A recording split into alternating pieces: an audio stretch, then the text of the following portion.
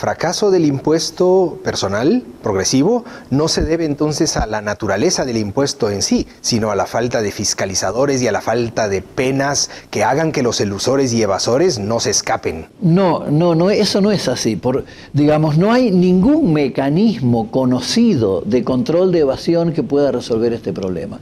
Este problema que yo estoy mencionando y que puse como ejemplo Guatemala es un problema que yo he estudiado en 25 países del mundo, en mi propio país, en países de África, en países de Europa.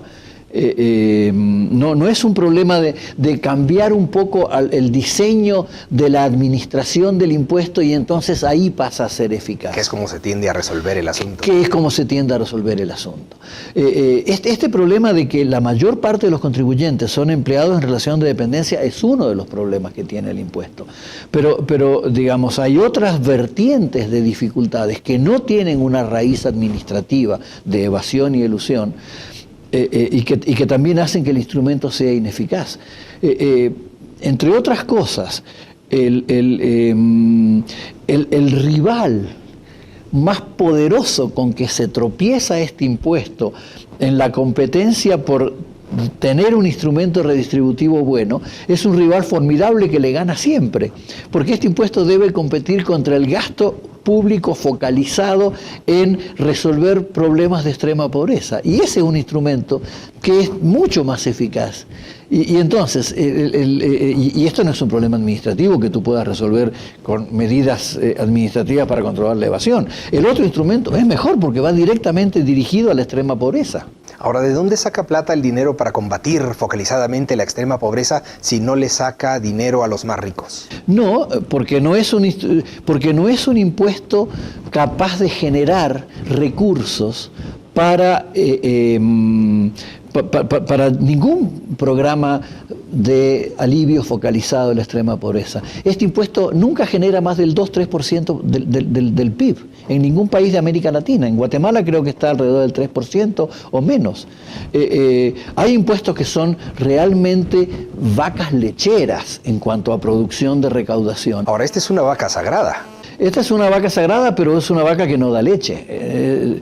Los verdaderos impuestos que generan recaudación para después dar lugar a estos otros programas que son más eficaces, son típicamente el impuesto al valor agregado. Ese es el impuesto, ese es el mejor recaudador del sistema impositivo de Guatemala y de varios países de América Latina, el mío incluido, y varios países de otros continentes.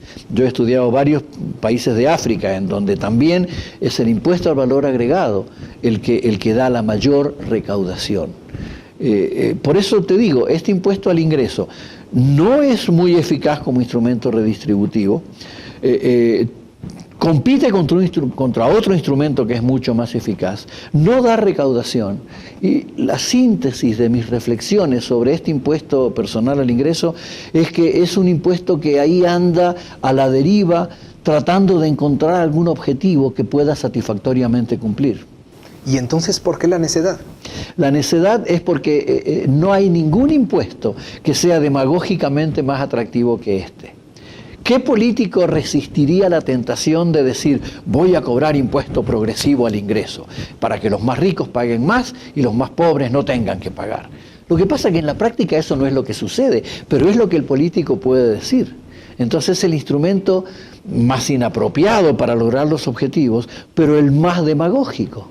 Y al fin y al cabo, ¿qué es lo que andan detrás los políticos? ¿De encontrar el instrumento más apropiado o de conseguir la reelección, hacer demagogia y engañar al pueblo? Y eso es bastante desesperanzador, pero ¿hay alguna opción real que conozcamos ahora en el cual esté cambiando este tipo de esquema impositivo? Yo creo que no hay muchos ejemplos de cambio, precisamente porque el impuesto personal al ingreso tiene este gran atractivo demagógico.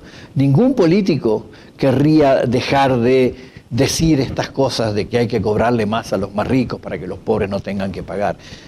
Y la única manera de seguirlo diciendo es manteniendo a ultranza la necedad del impuesto al ingreso y negándose a reconocer cuánto más eficaz como instrumento recaudador es el impuesto al valor agregado, cuya recaudación después puede gastarse focalizadamente en resolver los problemas de extrema pobreza. El problema no es tan simple como salir y decirle vamos a cobrar más a los más ricos para que los más pobres paguen menos. El problema es más complicado. Primero hay que encontrar un instrumento para recolectar el dinero.